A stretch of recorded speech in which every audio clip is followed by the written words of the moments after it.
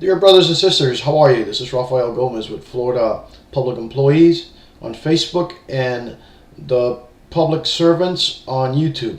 Brothers and sisters, I want to talk to you about fairness today. I want to talk to you about fairness, and I want to talk to you about sacrifices. These are the words that are being thrown around by the right-wing supporters of Rick Scott. Now let's deal with those things.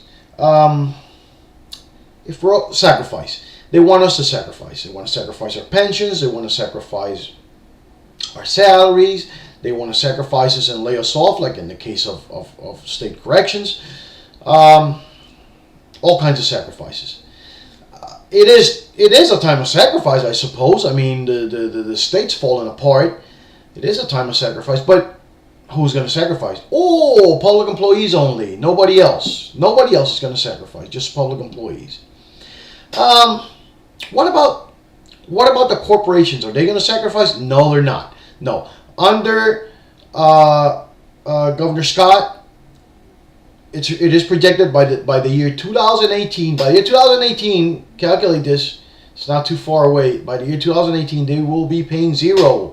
That is going to be progressive. It's going to be going up. You know, they're whatever they're paying now, it's going to be reduced slowly till zero in the year 2018. How about fairness, huh? Does that sound fair to you? If you consider that these corporations already have tremendous loopholes that they benefit from, and they still want to benefit more, and they're asking us to sacrifice, please. Is this man crazy? Slick Rick will not rest until he breaks down the middle class and pushes the middle class down to poverty. That will be mission accomplished for him.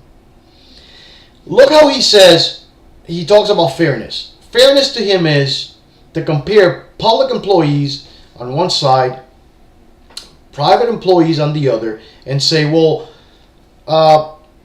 private employees don't have pensions. Most people in Florida don't have pensions. Why would everybody in public works have pensions? Wow. I mean, a lot of people are swallowing that one, and people. I'm sorry to say it, but people, when they're angry and when they're sitting at the kitchen table and there's shortages and stuff, they hear this and they react. They react and they say, "Wow, Rick Scott is right." So we need to be careful with that. And we need to explain to people that this is garbage.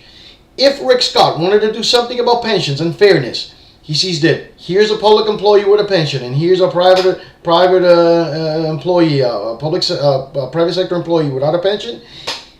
The idea should be anyone should say, well, let's just not take them both, make them fight, and down they go to the ground. Normal people would say, let's get them together. Let's unite them. Let's take them up. A race to the top. Let's get pensions for everybody. Let's do it. Listen, during the Nixon administration, and I'm not saying this is Nixon that did it. I'm just saying that it was during that time. I was very young at the time. Everybody I knew, everybody around my parents, was paying for a pension, not some 401k. I'm talking about the 70s, the early 70s, late 60s, early 70s. People were paying for pensions. And I remember my uncle he's still alive, lives in West Palm Beach. He worked for meat packers in Manhattan. He had a nice pension he was paying for, which he is enjoying right now up in his 80s. And most people have pensions. Why can't we do that?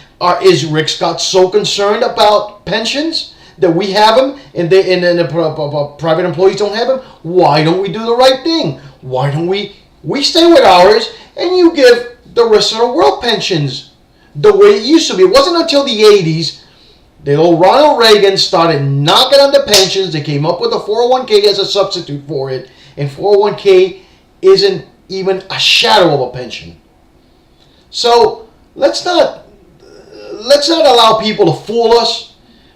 When they come with this crazy stuff about pensions and we have a pension, private sector people don't have a pension, let them know that there was a time in this country where everybody had a pension, and it was very conservative people who took that away from us. So the blame is not on us. It is on conservative politicians who destroyed pensions. Brothers and sisters, stay on the fight. Tuesday we got some stuff to do. Check your Facebook, our Facebook page, and see where near you have a rally on Tuesday, the 8th, March the 8th. Brothers and sisters, we'll talk later. See you on Facebook.